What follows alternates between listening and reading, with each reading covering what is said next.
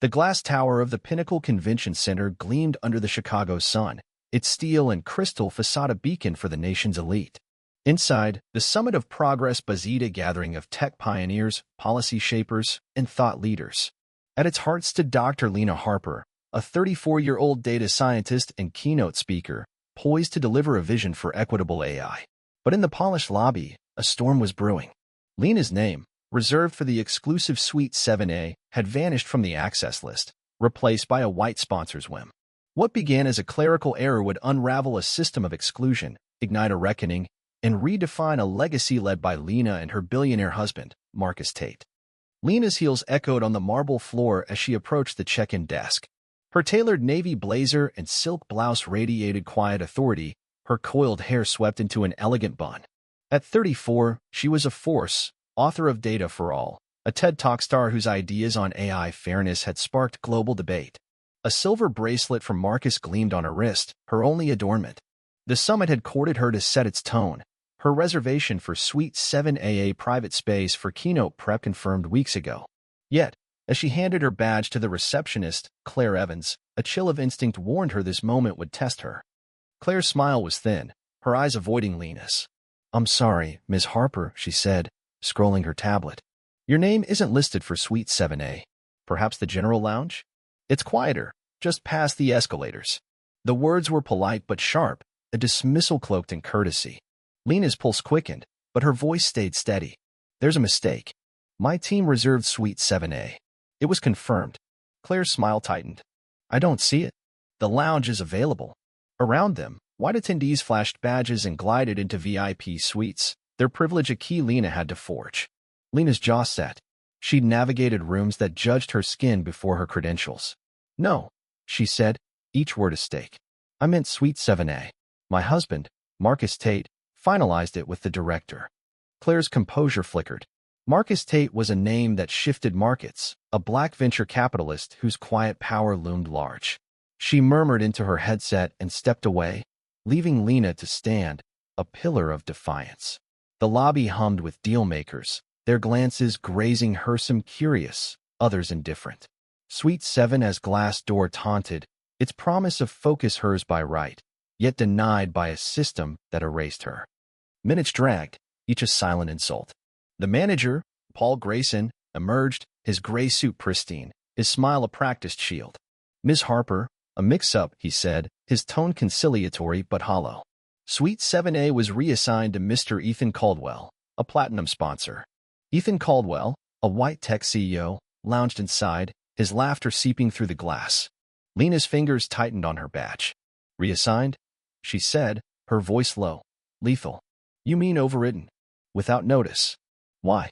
Paul's smile faltered. It was a last-minute request. Operational flexibility. The phrase was a sterile blade, masking a choice to prioritize privilege. Lena stepped closer, her voice a spark. "Your system erased my name with a button and no permission. Explain why mine was less valuable." The lobby stilled, attendees pausing, phones discreetly raised. Paul gestured to a security guard, a subtle move Lena caught. This wasn't just a room, it was a fight against invisibility. "I'm not moving," she said, her words a gauntlet. "You chose to override me. Now justify it." Paul's face hardened. "Let's not escalate, Ms. Harper. The lounge is comfortable." Lena's lips curved, not a smile, but a challenge.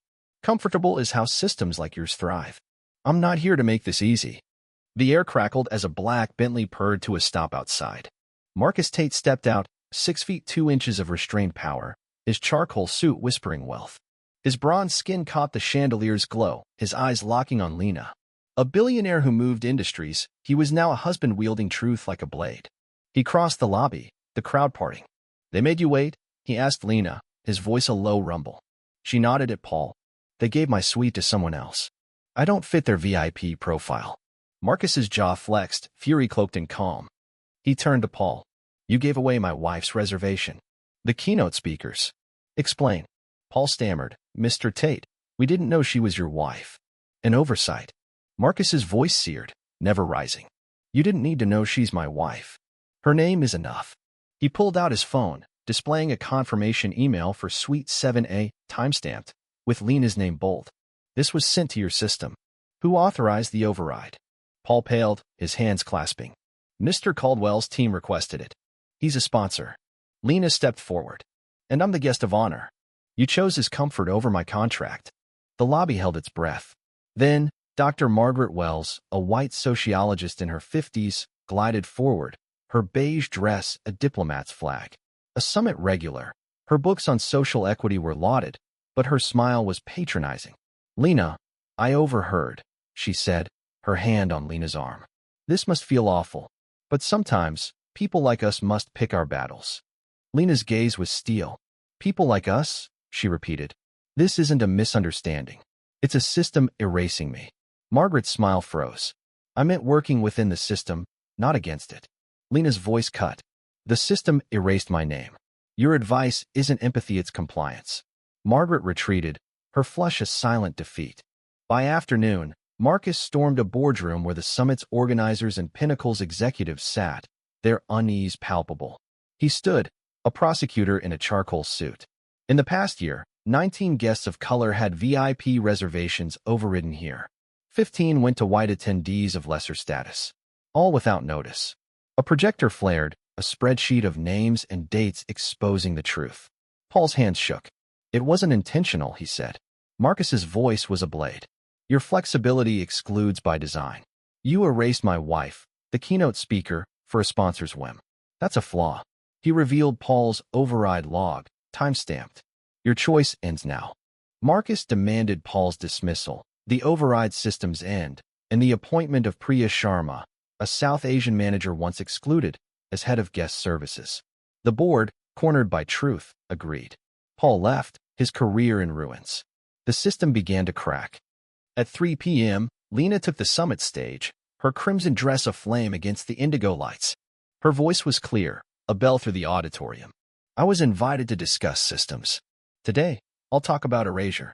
I didn't lose Suite 7A to a glitch. A button decided my name was less valuable.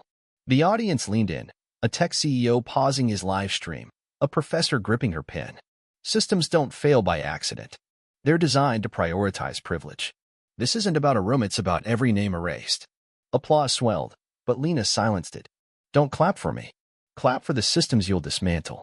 A week later, Lena returned to Pinnacle. The banners now spoke of equity. Suite 7A was renamed the Harper Suite, a plaque declaring her legacy. Priya greeted her, her blazer a badge of reclaimed power. Your space is ready, she said. Inside, a framed reservation confirmation hung, a relic of Lena's fight. Marcus stood beside her. You rewrote its purpose, he said. Lena's voice was thunder. It was never about the room. It was about the names before and after me. Priya closed the door, sealing a promise. No name would be erased again. The Harper Suite stood as a monument, not of victory, but of truth. The summit systems were audited, its priorities realigned. Lena's keynote had sparked a movement, its echoes reshaping boardrooms and hearts. What did Lena's stand stir in you? Have you faced injustice or fought for your place? Share your thoughts below, especially on confronting exclusion and unfairness in life. Take a stand, your voice matters. Subscribe and hit the bell for more stories of courage.